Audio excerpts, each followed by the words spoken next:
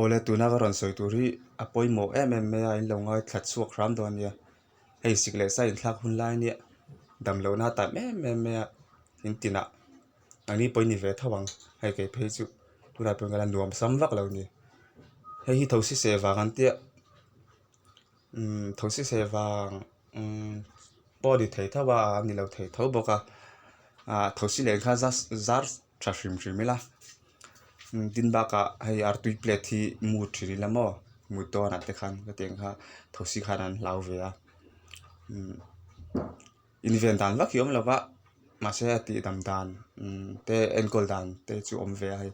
dam lo chuan hrom me a cho te kan ei thei lova chu wang chuan enkol dan te ti dam dan te kha hriat ve te kha angai ani sigle sa in thlak don lai vel hei ni pui ron ni chho don te thlasik aron ni chho don te hian dam lo nei atam dik hrim hrim a tin he nan na hi ei ai nang lo kan nat dan hi ai nang lo fur hlomanga a then chu khosi krongot te ninga a then chu hei ru chuk tuana ateng taksa sil them room ka tiang te po kha ani theya tin ba ka i taksa vel te kha abol theya chuan a hri om ve ang reng khop maya ma se hei thi na em chu a thlen lem lo ni na langa ma se a hri om ve em wangin en kol dan ti dam dan keima chuan experience sa kan ei chi lo na na i mi hriat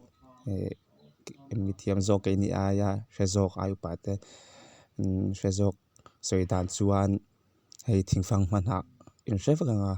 hrelo kan om lawang thingfang hmana hi chu baka awang lem lo boka tam boka hetiang hi kan la anga na hi mo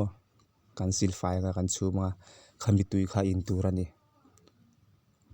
du za za ni me kha ka chu